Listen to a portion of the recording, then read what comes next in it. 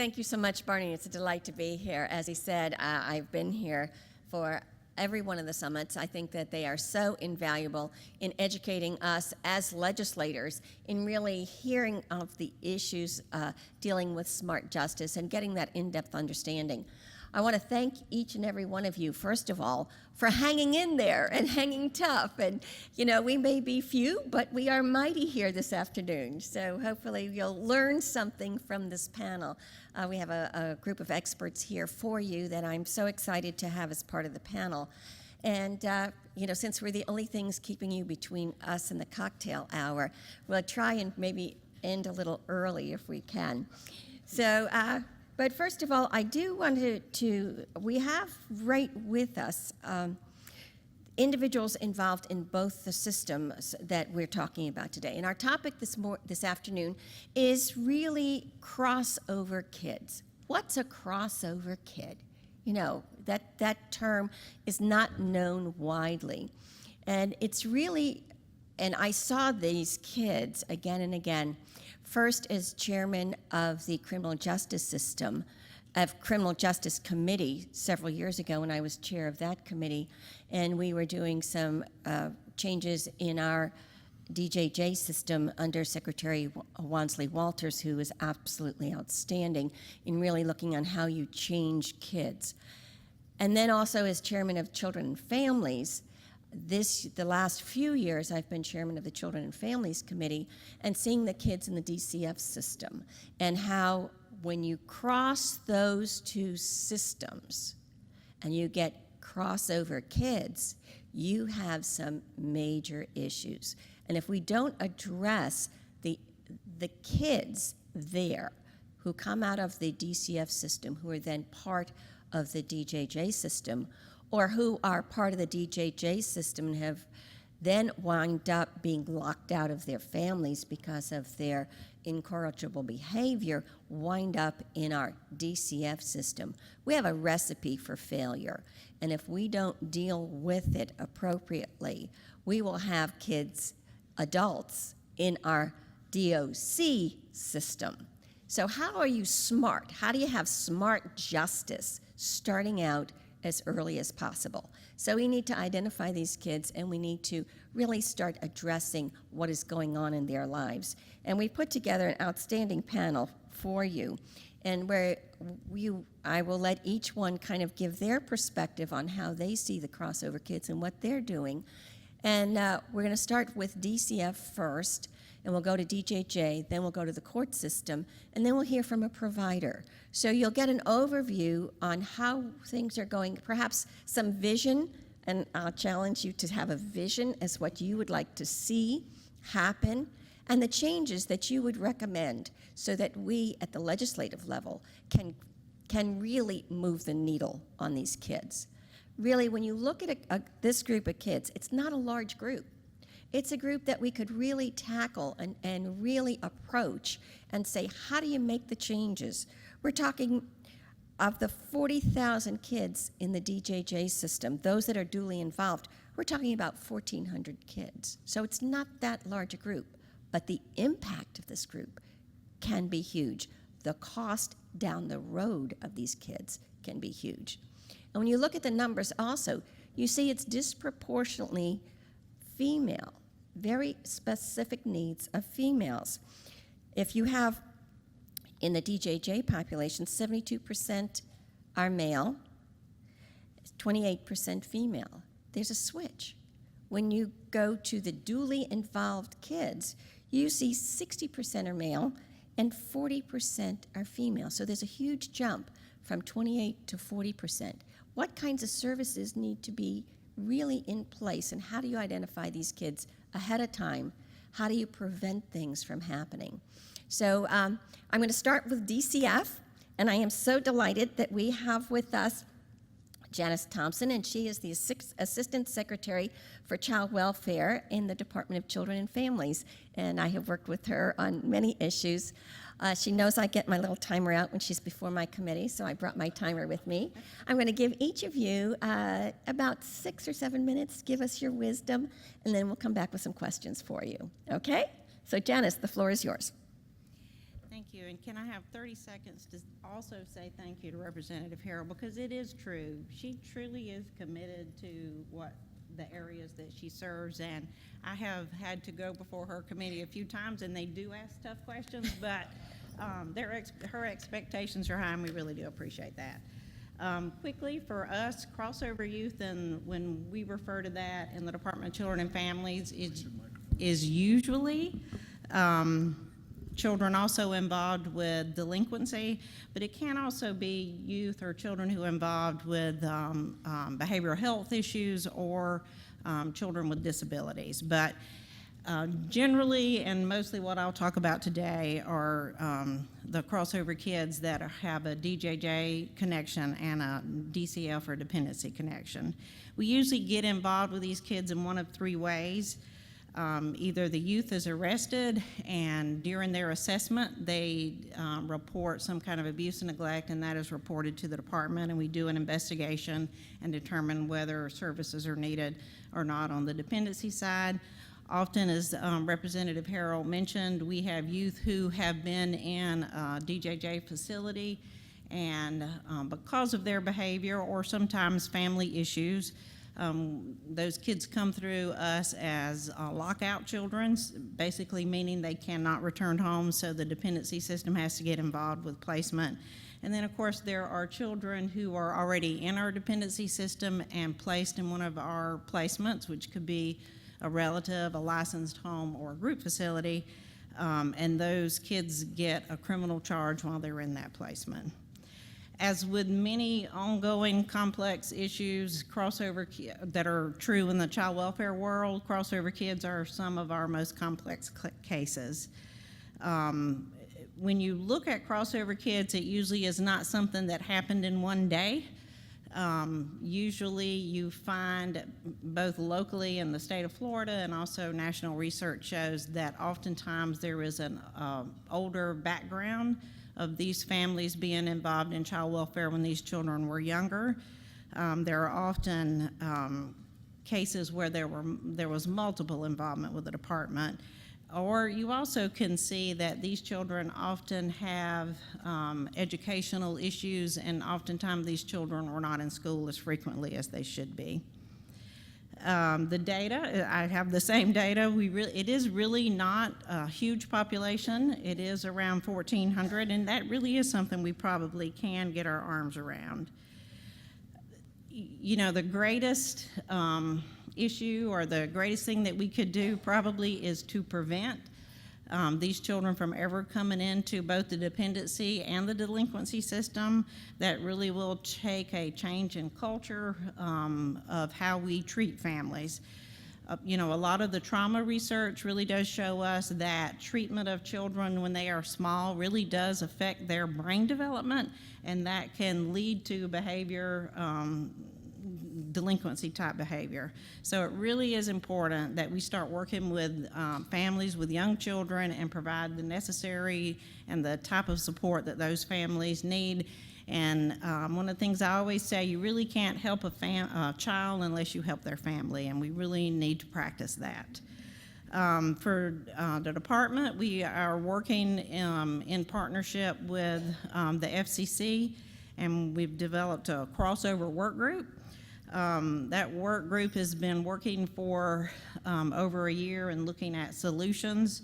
Certainly one of the solutions that they're recommending is more in-home support for families, a better way for early detection, as the representative said, early detection of kids who are at risk of being crossover kids. There's always that communication issue that we need to, the parties involved with these families need to communicate and work together as they develop their plans for this family.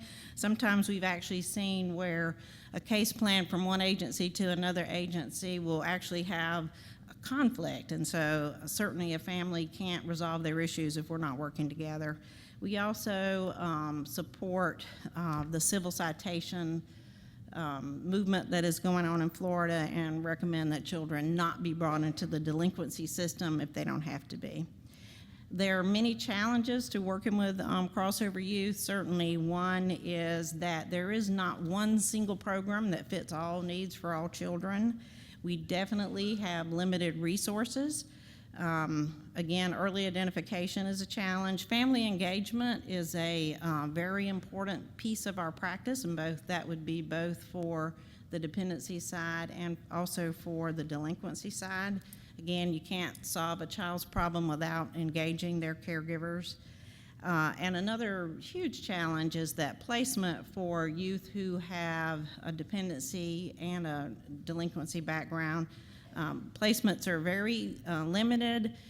They probably don't all have the right services that are needed, and they are very expensive. And currently, for our cases, that responsibility does fall on our community-based care agencies, and they are very expensive placements. There's a lot of research around crossover youth, but there are not a lot of solutions. And we've worked with the Florida Institute for Child Welfare to help us develop some of this research. We've not really found any kind of placement recommendations. Most of the recommendations are around working with the family, doing in-home support, making sure that the treatment that is used is trauma-informed both for children and for the caregivers. Again, some of my recommendation and vision, I guess, is really around prevention, and that focuses on better assessments of families when they first get involved with any of our systems, better integration of child welfare and substance abuse and mental health, because we certainly know that substance abuse and mental health, both for the child and caregiver, can lead to delinquency type behavior, and it certainly leads to dependency. Identifying youth earlier in our systems and ensuring that we do have a multidisciplinary approach, and that approach looks at both the assessment, the case plan, and ongoing communication. Involvement with law enforcement, especially with providers where we see a lot of delinquency charges in a facility, involving school resource officers. Is my time running short? Your time is running short. And again, services that are trauma-informed. We have to help parents develop coping skills, and also youth, engaging the family early. And one of the things we can never forget for youth is that youth need permanency. At this time of the year, I think we can all understand how important families are. So delinquent youth who are involved in our system need permanency also, and they're some of the hardest to get permanency for. Thank you so very much. And we've heard on the dependency side, now on the delinquency side, and kids who get involved in our criminal justice system and in our juvenile justice system really are, these are the toughest of the kids, really the toughest of the kids, especially when they blend and you've got that dependency component as well. So we now have with us Tim Neerman, and he's Deputy Secretary of the Department of Juvenile Justice. And I understand he's just recently come back. He was on retirement, so somebody talked him into coming back, and we're delighted to have you back in the system in the Department of Juvenile Justice. And I'm sorry, Secretary Daly, I certainly wish her the best. Give her my congratulations. She just got married this last weekend, so she's probably off on her honeymoon. But welcome. Really give us the perspective of the Department of Juvenile Justice, and how do you look at these kids, and some of your ideas and thoughts and recommendations. Thank you. First off, I'd like to thank the Justice Summit for inviting DJJ this afternoon, and certainly for Representative Harold moderating our panel. Crossover youth are a challenge for the department, as Assistant Secretary Thomas mentioned.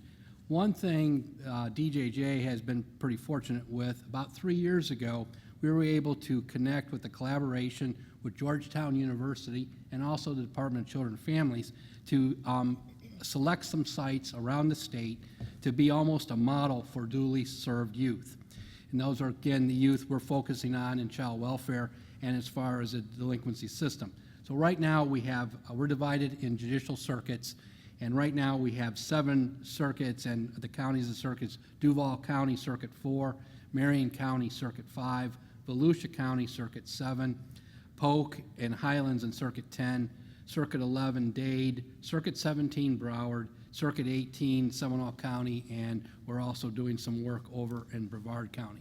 And the purpose of that is to focus on the communication and joint case management of the duly served youth. We have found, as Assistant Secretary Thomas mentioned, is that the earlier we can identify these youth, a lot of the youth, the parents get so frustrated and with their delinquent behavior and antisocial behavior that they're just pretty much wash their hands of them. So if we can get involved early on and put some services in, then we have better outcomes. You can imagine that if you have a youth, those of you who have had teenagers in here or have teenagers, or those of us who was a teenager at one point in time, you need some guidance. So if you have a youth that's basically at risk of being homeless or locked out, like sometimes we refer to it as, you don't have the support system. Both of our systems are pretty technical. And what happens is, if we try to do some diversion programs with DJJ with youth, if you don't have that parent or guardian support, they're not going to get through the program. They have to be taken to appointments. They have to do community service. There's a number of sanctions and accountability measures that they have. And if no one's looking after them, it's, I can remember long time ago, but being a teenager, sometimes I always didn't get up at 7 o'clock to do what I was supposed to be doing in the morning. So it is a challenge. And so with those sites that we've been working on data sharing, which is really critical. As Representative Harold mentioned, we're only talking about a little over 1,400 kids. However, those kids are very challenging. So we're trying to collect some data on those to better understand them. The state courts administrators also collects data on crossover youth. And then we have set up many multi-agency work groups.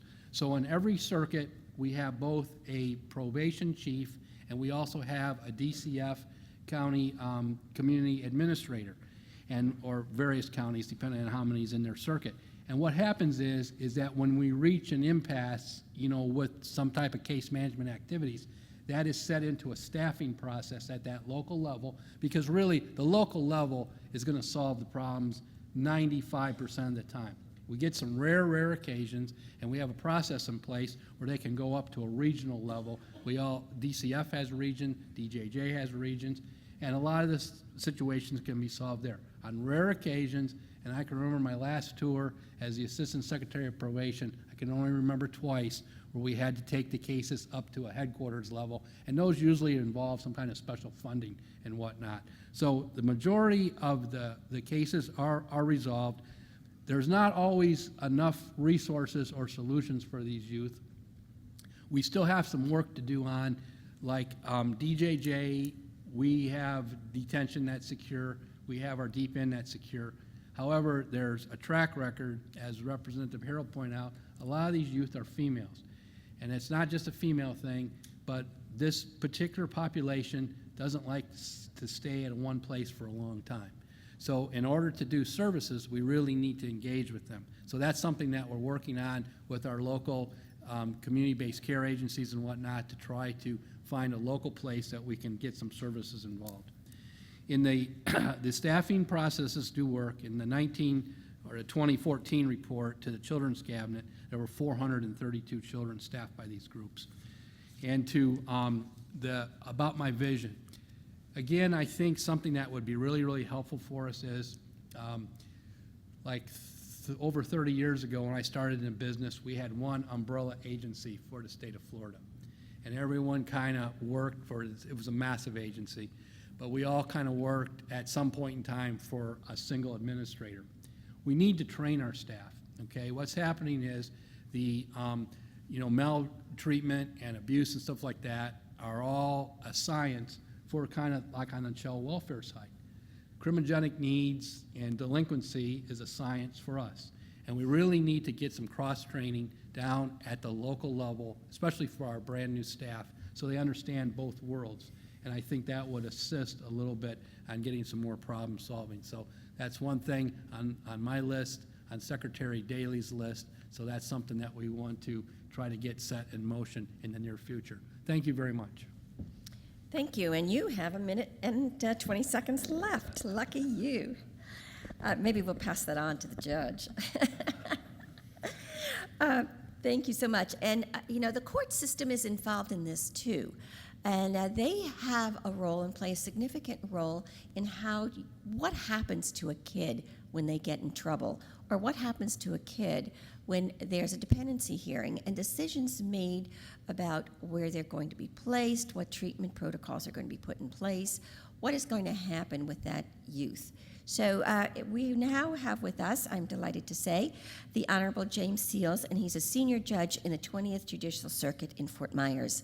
And he was on the panel last year and had wonderful advice for us, so I'm delighted you're back. And please give us your perspective as to how the court best deals with these kids. Thank you, Representative Harrell. I deliberately chose to be at the end of the table because I could end by saying I don't have anything to add to what everybody else has said.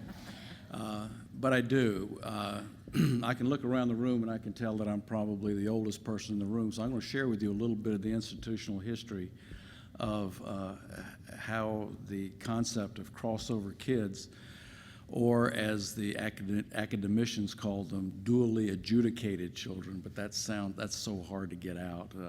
Crossover just kind of rolls off the lips.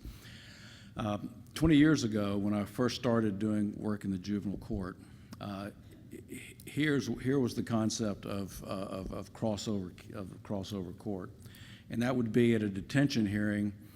If there was a foster child who was held in detention, was having a detention hearing, the DCF caseworker, and back then it was still DCF, that was pre-privatization, the DCF caseworker would come and sit in the audience for the sole purpose of finding out whether the child was going to be released from detention, and if so, then it was his or her responsibility to go to the detention center, pick the child up, and take the child to the foster home. That was basically it 20 years ago. But then the concept began to grow because even though there are a small number, they are a significant number, as of course they are big resource eaters. So it began to take a little bit more form, and the word that kept being used, and you've heard this many times before, was silos. That there was a silo effect, that DJJ worked in its silo, and DCF worked in its silo, and the court worked in its silo, and that was how we operated. Well, the next phase came with, basically was just information sharing. There still was not this idea that DJJ, the court, and the Department of Children and Families really need to be an alliance working together, because these are not conflicting courts. These are not conflicting, the problems that these kids face in these two different systems are not in conflict. They're also not terribly congruent, but they are parallel, which means there is the ability to work together. I decided to form my own crossover court because at the time, I don't know if there still is, I don't know if there's been any special funding or provision being made for crossover court, but I started one, and I brought as many stakeholders together as possible. We got some pushback, quite frankly. We got some pushback from the clerk of the court. We got pushback from the bailiffs, from other stakeholders, because of the fact that it was new, it was different, and it was untried. But anyway, we got one launched. I'm not going to be here today to tell you what my court was like, and I'm not going to tell you what I think a good crossover court is like. You can go, I believe it's the Robert F. Kennedy National Resource Center for Juvenile Justice, and you can find all kinds of briefs, guidebooks. This is how we did it in Wisconsin. This is how we do it in Georgia. This is how we do it in Seattle. I'm not going to be here to tell you what you ought to be doing. What I'm here to say is that the further we go down this road on dually adjudicated youth, the more we realize how little we actually know. There are strides being made every day in neuroscience of adolescent children. Of course, there's always what's going on in the fields of psychology, psychiatry, and medication. There's all kinds of things that are still happening. And because this is the Smart Justice Seminar, and Barney, I thank you for calling it the Smart Justice Summit. I think that's wonderful, because sometimes we forget the adjective smart. Smart justice is going to require what I always call is a full court press. We've got to be involved with early discovery of these children. I can tell you right now that if you have a child that comes into the dependency system, which was the area that I worked in primarily, and this is the door that most children come into the crossover situation, is through the dependency door.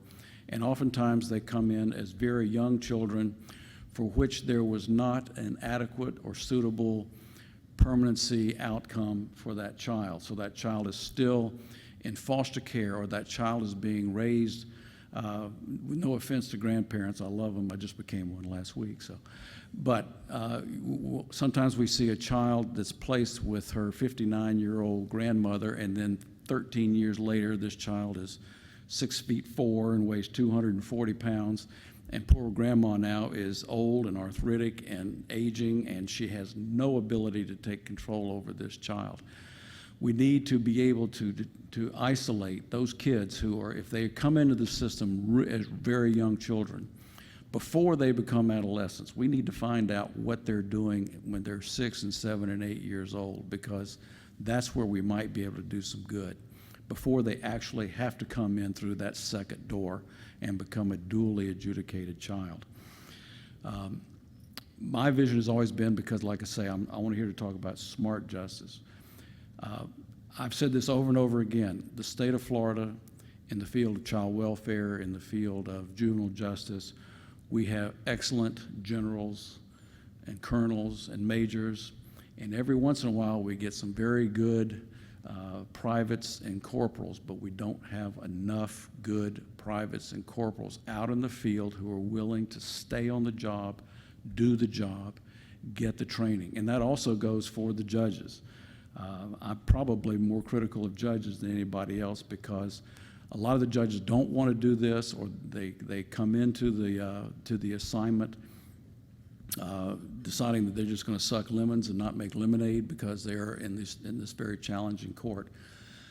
But I can't emphasize enough how much it takes leadership in all three branches of government, from the Chief Justice to the governor to the secretaries of the departments, to the legislature, and primarily the committees of the committees of the legislature that deal very much with these kids, to exercise the leadership and try to be able to get us to the point where the generals have the best trained troops possible. There's such a high turnover.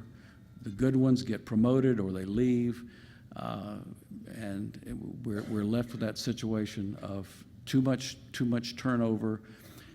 And like I said, the science is growing rapidly every day, and we need to continue with that training.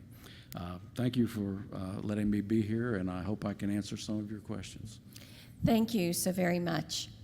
And certainly the services that these children need to hopefully either keep them out of being duly enrolled, adjudicated youth, or if they already have crossed over, how do we make sure that they don't take the third step and become clients of the DOC? Services are essential, and appropriate services. So we do have a service provider with us, and that is Ted Waller, and he is the Chief Executive Officer of Heads USA in Plant City. Welcome. Give us your wisdom as to what you think really those services should be, and what you're doing, and what your recommendations for the future are. Thank you, Representative Harrell. Just to allay everybody's fears in the room or concerns, I haven't seen my brother in 1.5 years, and I'm going to see him at Christmas time. I normally don't have hair that is this length, but my brother is completely bald. So since I haven't seen him for 1.5 years, I just want to rub it in a little bit when I get there. So the next time you see me, my hair might be a lot shorter than it is right now.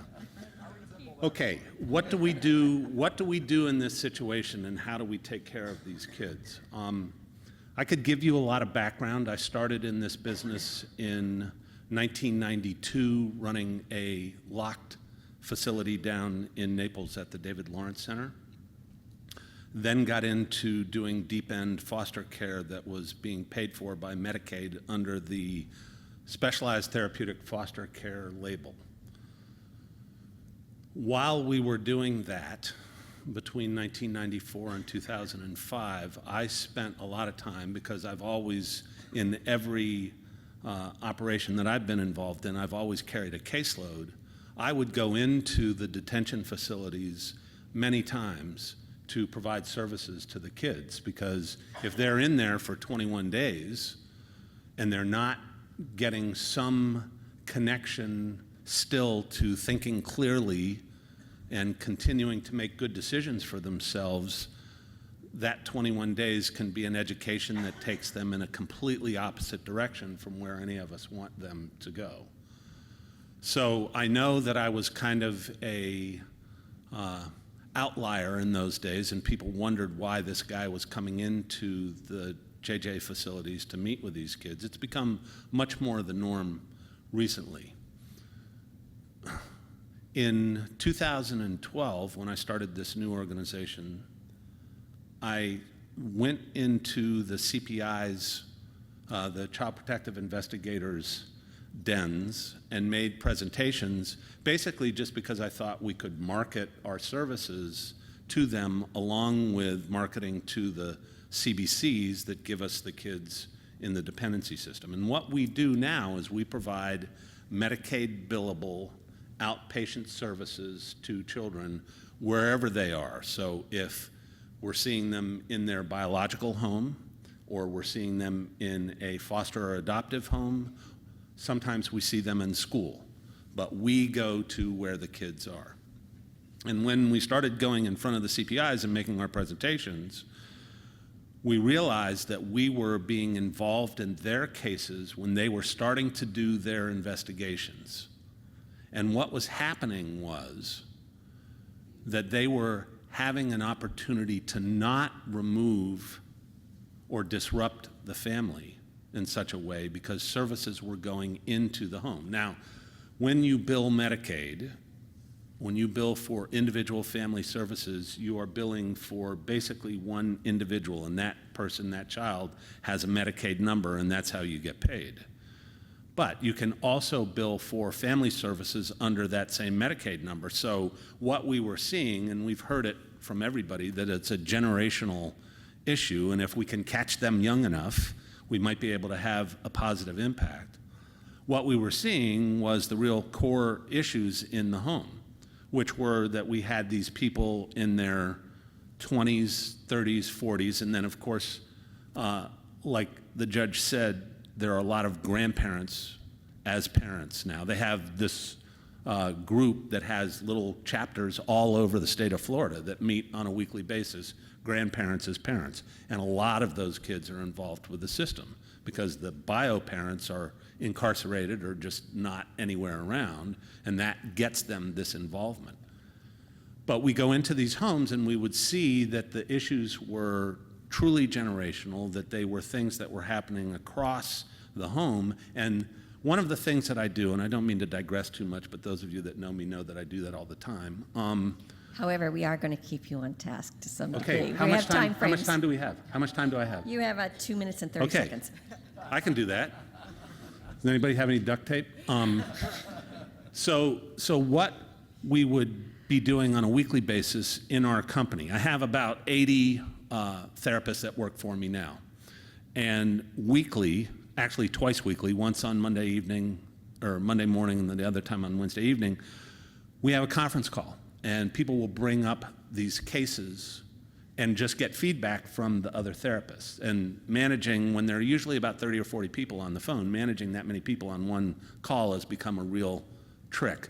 But many times we're talking about how do we engage the parents? How do we get them to be part of this? Because once you're in the home, the parents always say, fix him, fix her, make them better so that they're not causing the problems anymore. And the reality is that they got to that place because the parents were not doing their job appropriately.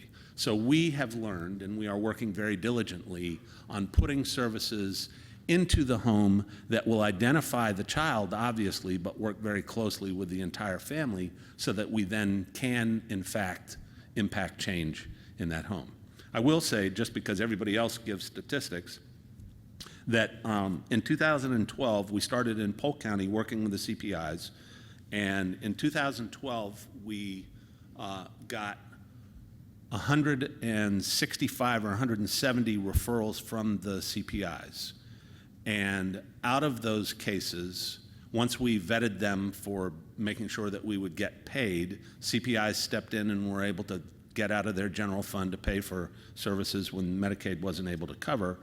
Out of that, we have closed, of those original cases, we've closed about 115 of those cases successfully. We go into courtrooms now, judges ask us to get involved in cases, and usually those are the biggest messes because the kids are in trouble, the parents don't want to have anything to do with them, they're about to lose their children, and judges always say things to me like, this case is garbage, or we're losing this family completely, or they're going to be completely lost in the system. And I'm just telling you anecdotally, we've been very successful in reunifying those families and making them work together so that things can happen the way that they should, and they can move away from the services instead of deeper into those services. Was that the bell? That was the bell. Okay. Thank you all. People who have testified before my committee recognize it. We do. At least it's not a buzzer. This is a very difficult group of kids. We all have identified that. And certainly, I think the judge brought up the issue on silos and having silos in the system. And I would really like to have our two departments here really speak to that issue and how what they are doing and what they think could be done better to really break down those silos. And I'm talking about silos in identification, in communication, in programming, and in funding. So you've got to really address what's happening right now to break that down. What would you like to see changed to be able to break those silos down even further? I'm trying to get all four of those areas. I do believe that there is a great partnership going on between DCF or Child Welfare, and when I say that, it really is DCF and our community-based care partners.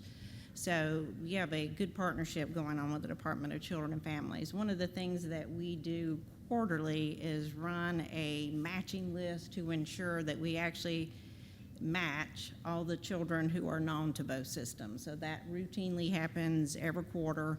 That information is then sent to the local areas so that we can have those local staffings and crossover staffings that Tim talked about earlier. So we do try to identify cases that actually are known to both systems.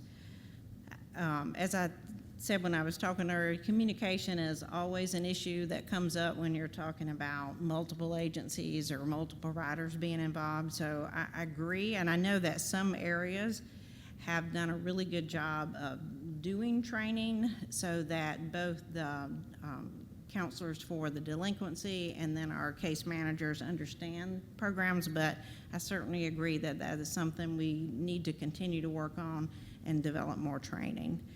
I do think that ensuring, and I know DJJ has done a good job looking at the trauma lens for children, and DCF and our case managers and ICBCs are also trying to understand the trauma that both families and that children suffer throughout their lives actually impacts, but it is, sometimes it's beginning to sound like a buzzword, but it really is true that trauma that we all have in our lives, depending on the degree of it, does really impact us. So having that understanding of trauma, and then having providers that understand both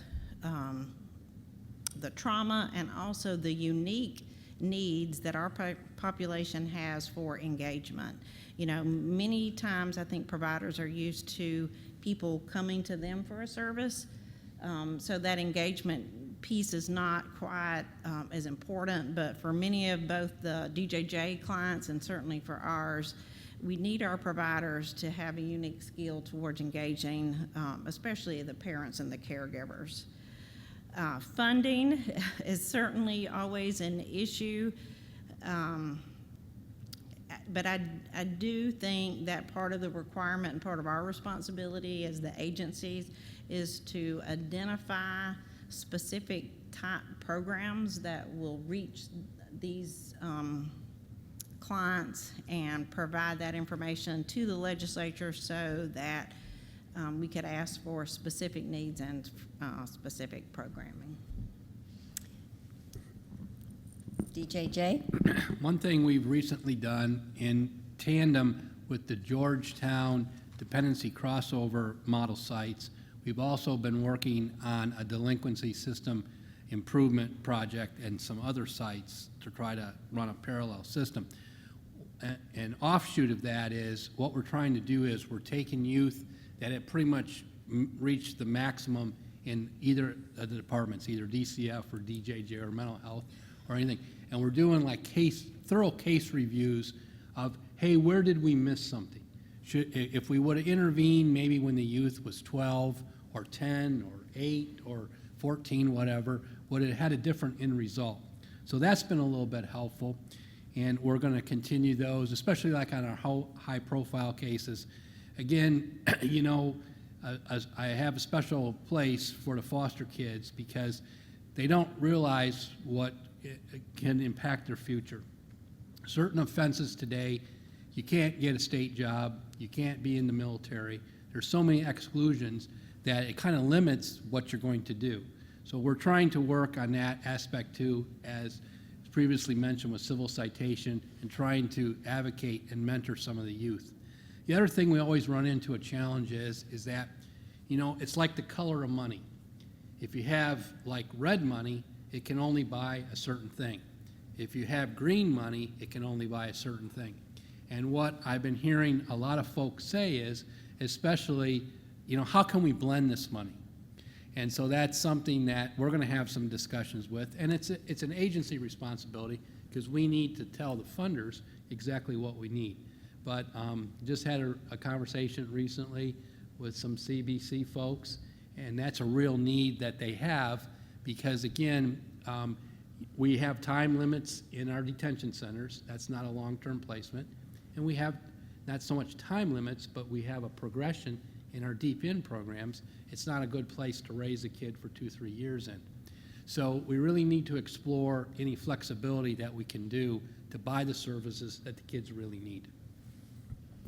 Judge, you have some comments, and I do have, you make your comments first, and then I do have another follow-up question I do want to ask you about. Okay, fine.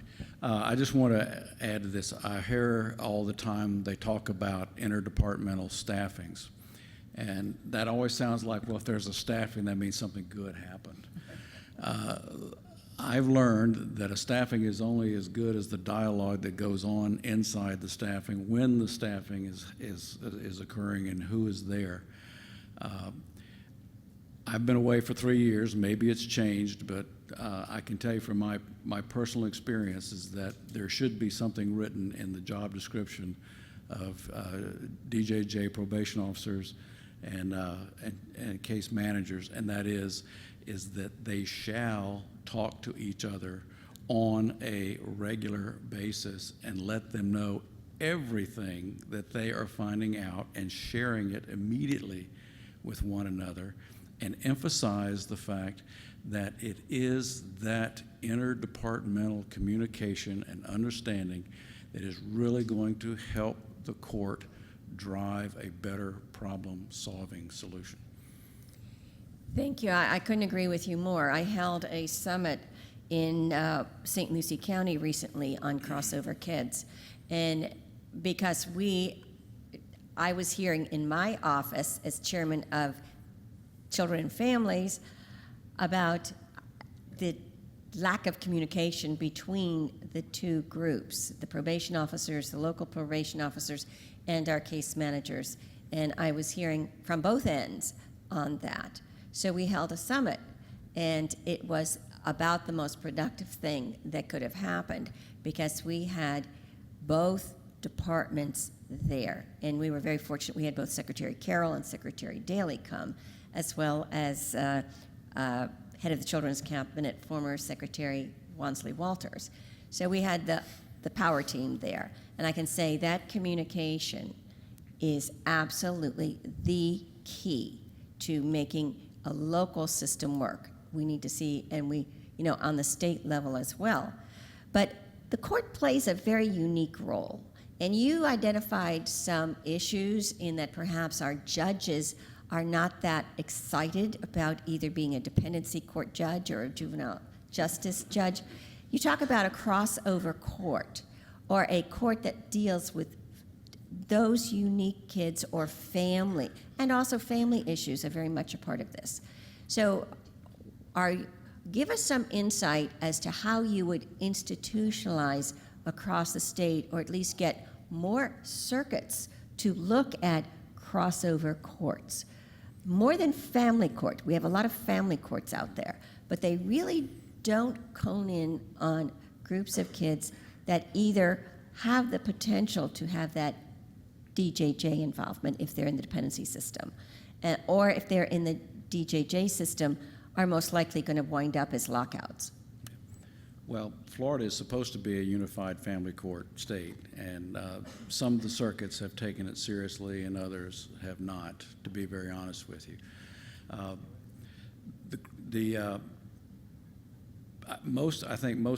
I would hope that most of the larger circuits would have a crossover court, but then again, what is it doing? I mean, to what extent are they working together in the courtroom? I do want to make a plug that there is going on in the state of Florida right now. There is a program called Project One that is being sponsored by my former, well, I still am a member, but I'm no longer on their board, the National Council of Juvenile and Family Court Judges. They have 6 pilot sites throughout the United States. 2 of them are in Florida. One is in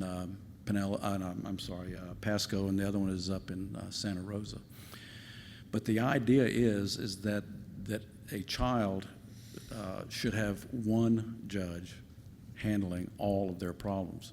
So the idea of a crossover court should just simply be a natural product of the idea that you shouldn't have 2 different judges making potentially conflicting decisions on what's best for the child.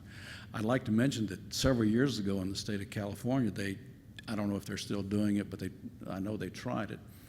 And that was if you had a kid who had gone through both doors, was in both systems, the 2 systems got together and decided that only one system would handle that child. So and looking at whatever the child's needs were, if the needs were more towards the idea of getting mental health, counseling, searching for a good permanent home, then the DCF folks would take over. But if it was more a matter of accountability, community safety, then the juvenile justice side would take over, which didn't mean that they would necessarily drop the disciplines of that other department. But the idea is not only was there going to be one judge, there's only going to be one department that would take care of that child. But again, as to the way you can set one up, there's any number of ways, but you really have to deal with the culture of your particular county and circuit as to how you're going to set one up. But to me, they are essential.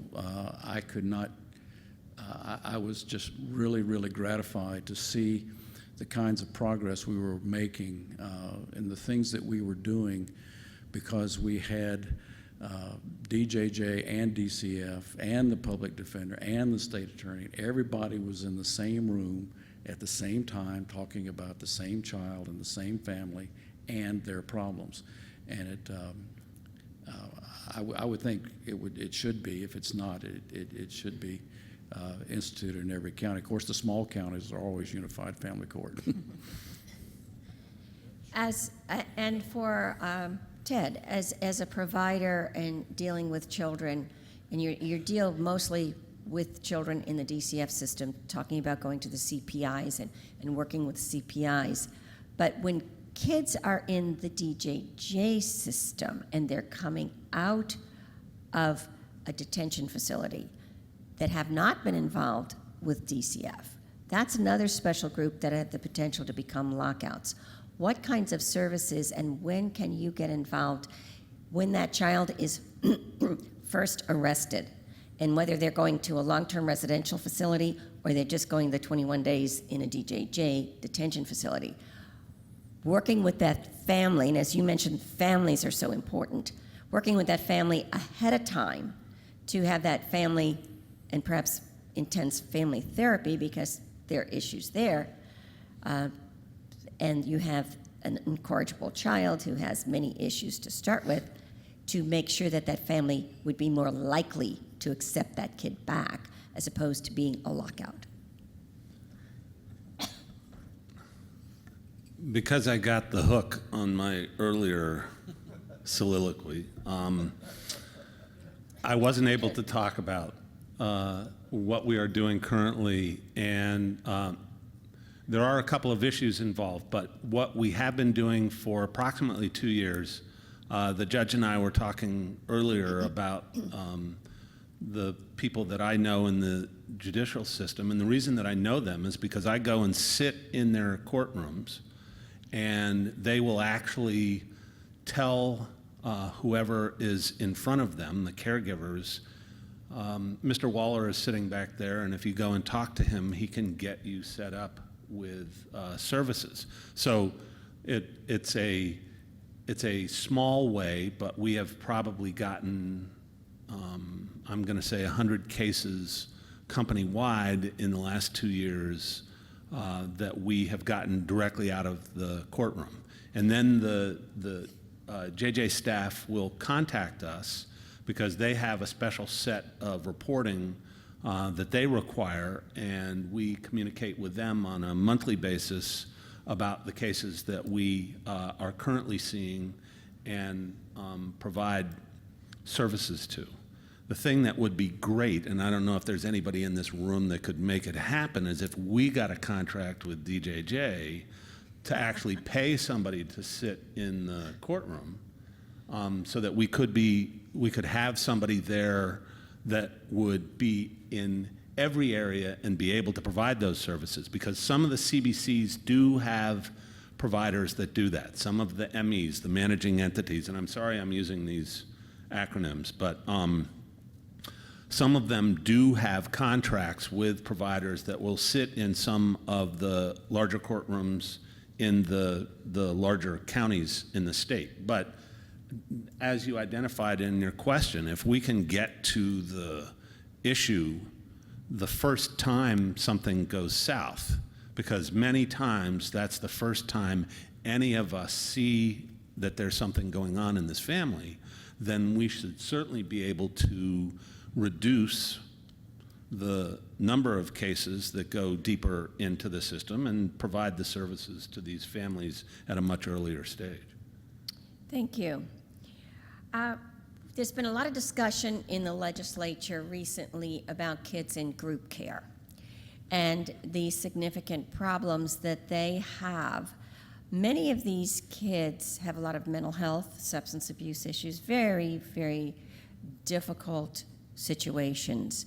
And many of them, a higher percentage, wind up in the DJJ system, the arrests for kids in DCF, in the dependency system, in group homes in particular, for behavior that perhaps might not at home gotten, if they were living in their families, would not have gotten them arrested.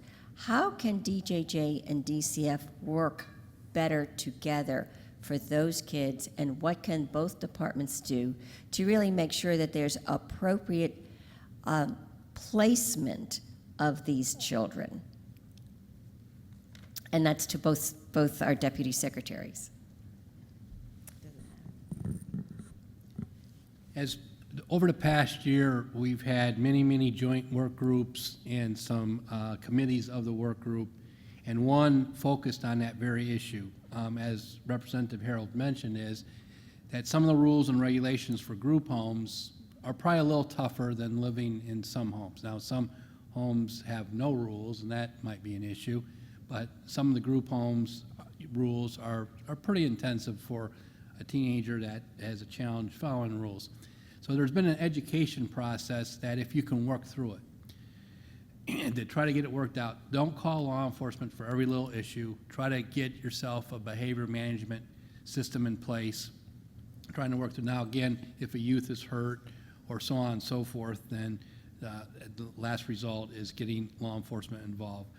But again, proper placement, and what we have been doing locally, again, trying to work, with the resources that there are to try to find the most appropriate placement for the youth and the children so they don't get deeper into our DJJ system.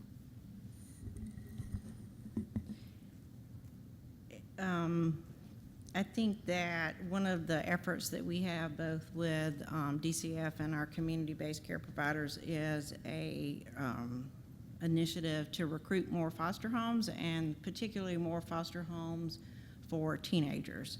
So we are working hard to do that, but I think we all know that there is always going to be a need for a continuum of care for youth. There is probably not a foster home for every youth that comes into care. So we are also working on improving the quality of group homes. And again, this was an initiative that involved DJJ, our community-based care providers, our group home providers, a large group are looking at trying to improve the quality of foster homes so that youth are not charged with behavior that is really just a kid being a kid. I do think the civil citation program is very important because that does help prevent youth from getting deeper into the delinquency system. And I think the idea of trying to partner with law enforcement and to ensure that law enforcement that responds to these group homes understand that civil citation process so that kids don't get in deeper than they need to get, but also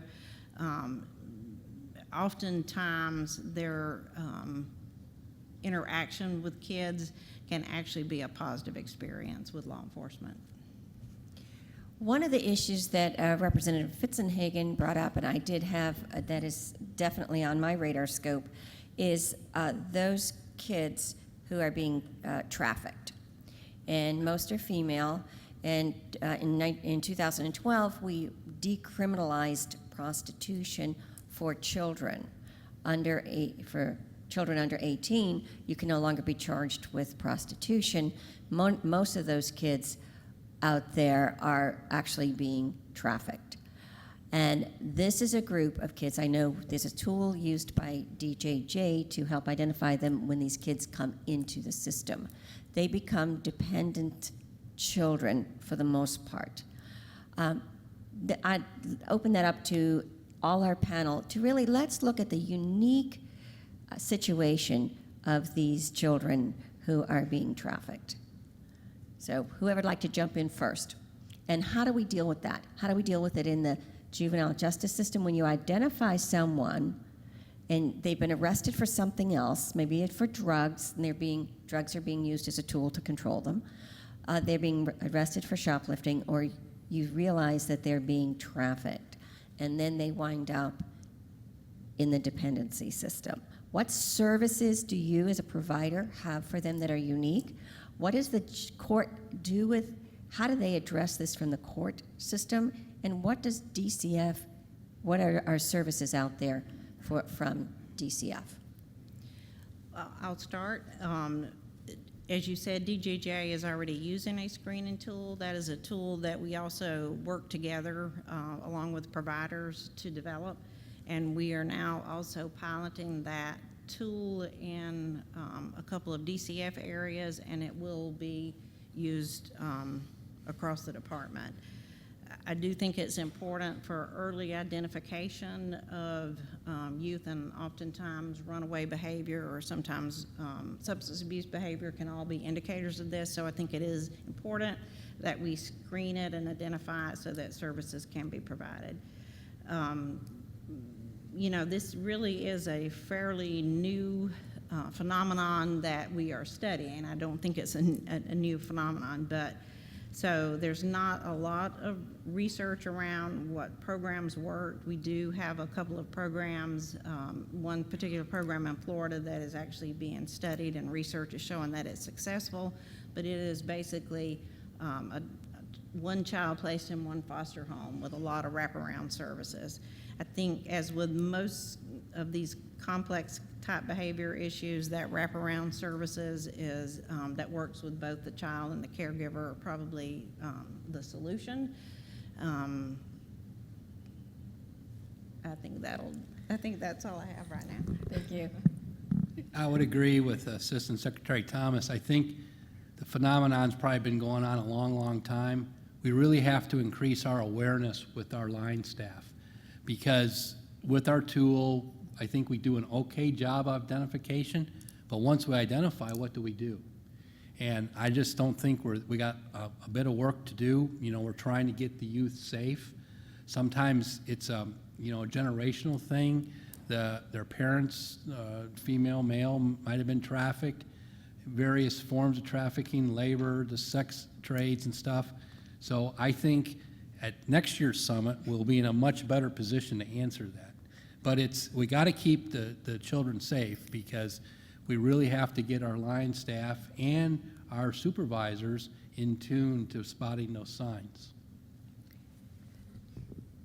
Anyone else like to jump into this one? It's a tough subject. I would just like to say that it's a really unique challenge, because it's not a situation that comes to us because of abuse or sometimes not even criminal activity, and the children that are involved are very reluctant to participate in any agents of change, and as a result, they are very secretive. You don't find out, and that's why I think we're saying that this is such a new phenomenon, because you don't find out about this usually until you've already established some connection in this case, and then, oh, wait a minute, why is this situation, phenomena happening? And then you are able to identify that there's trafficking going on. So we're still trying really, as providers, to get to a way to how we intervene early on in those situations and make those children understand, because you're hurting somebody's wallet when you identify this problem and take them out of the trade, make them understand that services are necessary. Very quickly, the only thing I would have to add is, obviously, these are the most difficult cases, and these are probably the most traumatized children that we have in the system. And the only thing I can say from the court perspective is that we need to have everybody that comes into contact with that child to be well trauma informed. Because the last thing we want to do is be the cause of one of those girls running back to her pimp. We do have just a few minutes more, and I'd like to open it up to questions from the audience at this time. Yes. I've been here for like 25 years, come from New York, and where they have some serious problems, and I've seen really good solutions. I know sometimes, we get so self-critical of our own services, we forget what we've done. And I was at the White House under George I, and we do have monarchies now with the Clintons. But I was in charge of drug prevention for the country. And I was there when the Miami Coalition first started, which was the first coalition in the country done by conversation between the system and the providers in the community. So part of my comment is going to be about how do you engage the community more. We also have the CBC. If we didn't have the CBCs anywhere else, that started with the conversations between the department and the community. the 4E waiver, we still, I think, Secretary, don't we have, I don't know if we're the only one, we used to be the only one with a 4E waiver. And which, in the very beginning, though, weren't we the first that did a 4E waiver? I was there when Linda Radican was, Florida probably has the most comprehensive Florida e-waiver. and then the drug courts, right? The drug courts got started in Miami. So while we have a lot of problems, we're very in Miami. Tallahassee, doesn't have any problems. But we also need to engage the providers and the citizens in a dialogue. Every time Florida does that, they get more creative. The other thing I would say as a therapist, I run mental health and substance abuse treatment centers, and the only thing I would say is the missing element is trauma treatment, not just seeking safety. But having worked in the federal government, I realize how limited we are, because it takes 10,000 people to certify any idea to be put out to the public. And as I'm a private for-profit, so I just go ahead and do what the hell I want and get it to work. So part of that enterprise, non-governmental sanction, like we do hypnosis with every one of our clients, and all of the women have been sexually abused. And hypnosis direct protocol to the brain to assist with lowering the anxiety, getting rid of the event. We can even almost get rid of the event. So what I'm suggesting is more dialogue between JJ and the community and DCF and the community and the legislature to come up with joint solutions that are not just generated by the experts. And actually, I would say I appreciated you connecting trauma and the federal government, because that probably gives me a lot of trauma. But let's have them answer. I do just want to talk about the success of Florida, because we are hard on ourselves and we always want to do better. But Florida is well known and well established across this nation, and we are constantly requested to go to other areas to talk about what we have done. The partnership between the Department of Children and Families, the Department of DJJ, and our providers, and the leadership, and I'm not just kissing up, but the leadership of the legislature to actually change laws and to put requirements in the laws and to decriminalize. Florida is very advanced to human trafficking. We just know we have so much more to do, and we want to do so much more, and we have plans, but there is a lot of progress, and a lot of it really did start with the changes in the law.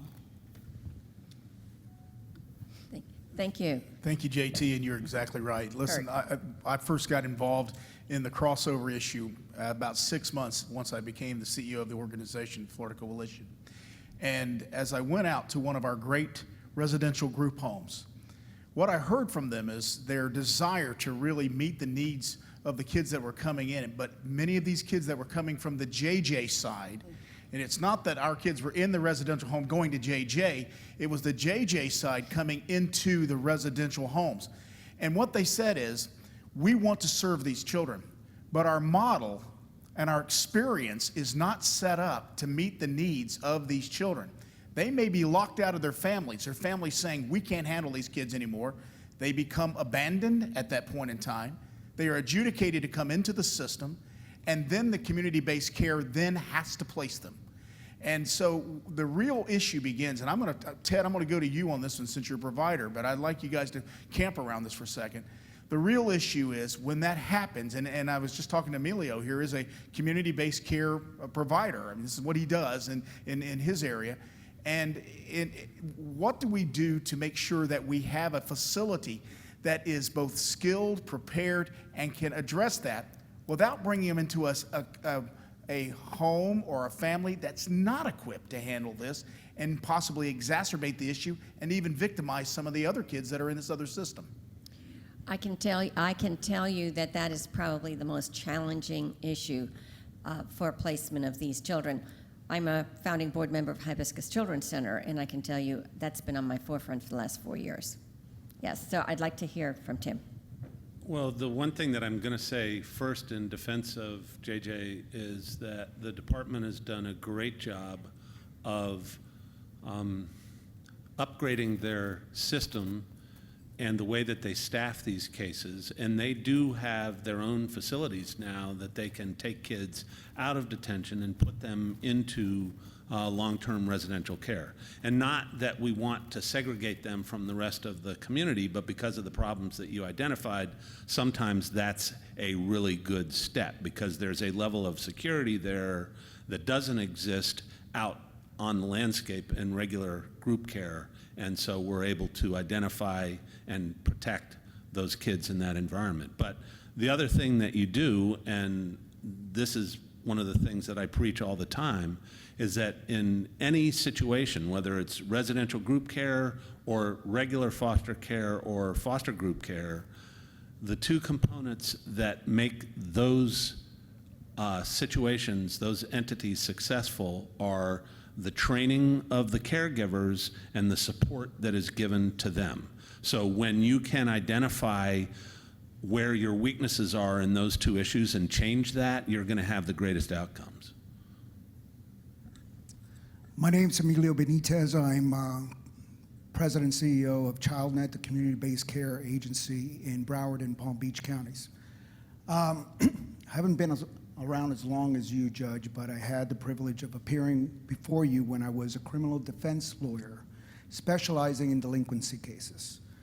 I was the chair of the Broward County Juvenile Justice Board, was appointed by Governor Bush to the Juvenile Justice Advisory Committee, by Governor Childs as State Commissioner for Hispanic Affairs dealing with the gang problem, and was chair of the Multi-Agency Gang Task Force in Broward. So I've been dealing with this issue of crossover youth for nearly 30 years. What I see now is what Representative Harold mentioned, and I thank her for her efforts, particularly with human trafficking, because it's not right to designate a child as a criminal for something that adult is making her or him do. But you mentioned something, Chair Harold, that is very important: the communication. Once these children come into the dependency because of the abandonment, there seems to be a lack of communication. More importantly, there is no joint funding or collaborative funding, which is very important. As a DJJ provider, DJJ providers have the authority to hold children accountable and have some consequences. And maybe a rewrite of giving judges more leeway in a pretrial release is one of the ways to look at it. But in the dependency programs, we have no consequences power.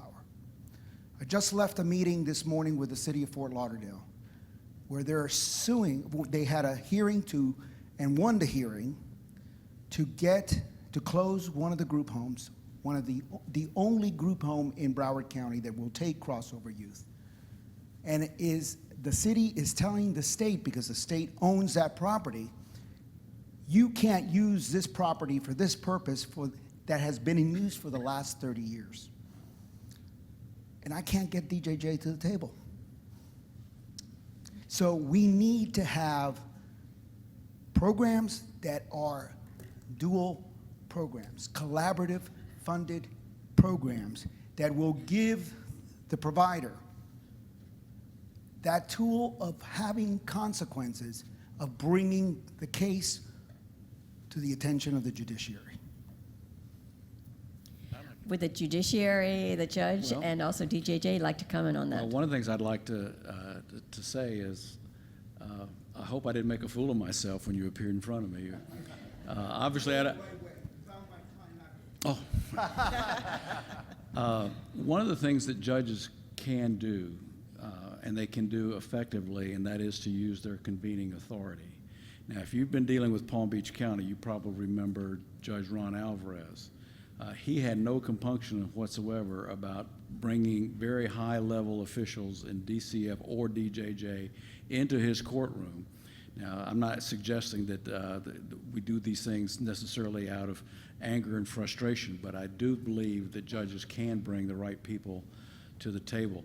And it would be wonderful, and I have no idea because I don't know nothing about the fiscal structures within the state of Florida, but it really would be nice if somebody had control over a common purse and could effectively use that. And I think that's what they were probably trying to do in California. But yeah, because you're never really you're never gonna really break down the silos until you start really said, okay, let's share our grain. Let's put our grain together in some place, and let's use that. I'm going to get up to speed on the issue. We got back with your counterpart 2 weeks ago. As soon as I get back tomorrow, I got your card on my desk. I'll be giving you a call. Thank you. Well, I think we are the only thing standing, oh, we have, I have one last question, One if more. I could Yes. ask each of the panelists. From your perspective, do you see more youth coming from the dependency side to the delinquency side, or is it more from the delinquency side to the dependency side? From each of your perspectives, how do you see the numbers? I'm just curious. And it's for all four panelists. I think, I don't know what the numbers are. I certainly do think there are too many youth that are in foster care who are charged with crimes.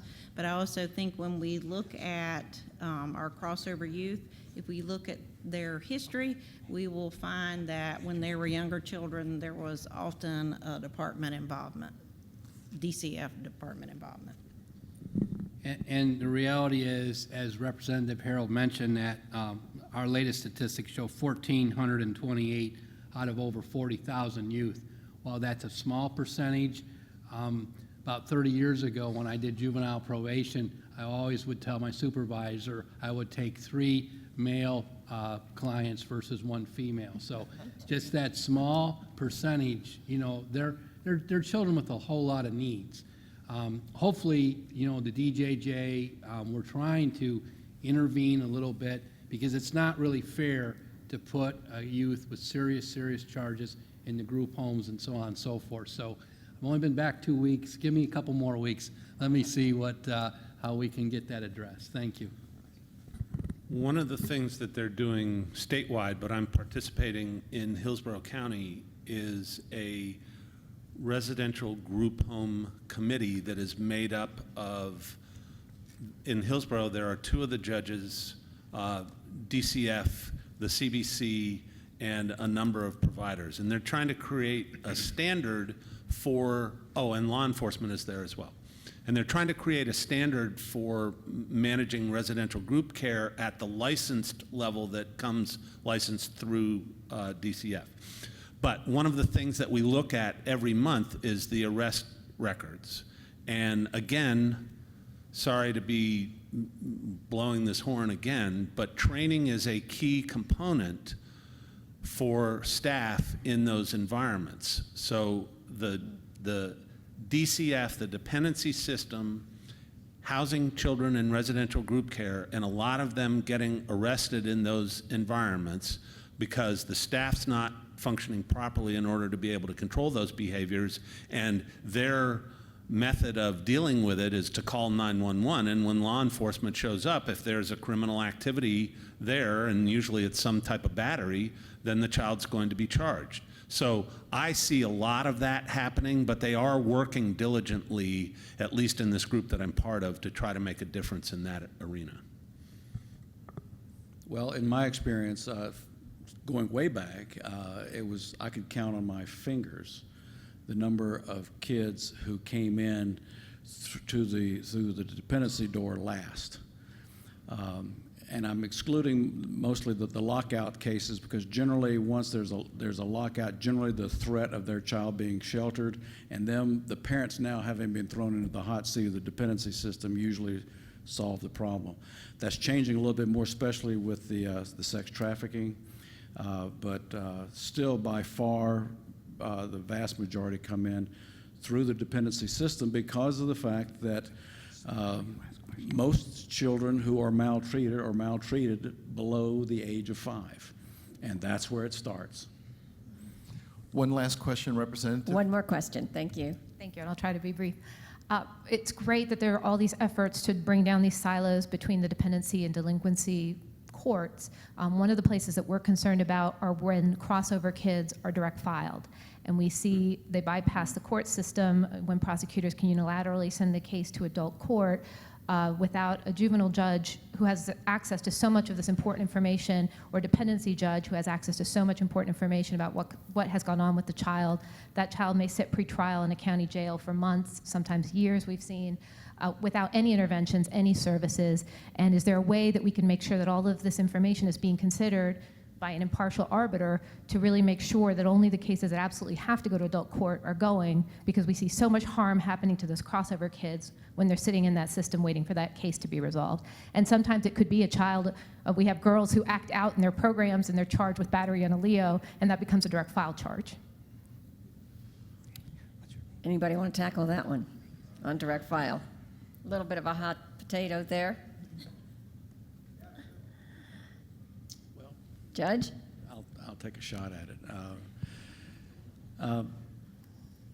Most juvenile judges are not big fans of direct file.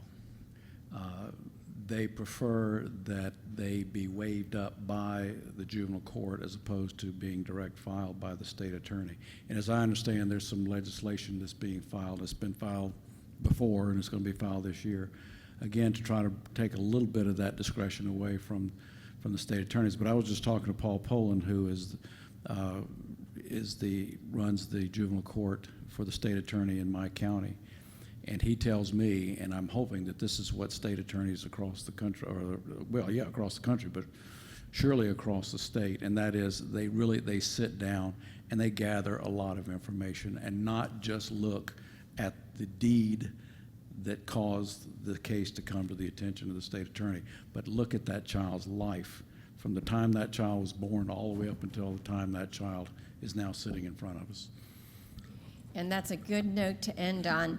I think there is legislation pending. Hopefully this will be the year that we do deal with direct file. And thank you very much for that question. And I would just like to thank Barney Bishop and Smart Justice Council for everything they do.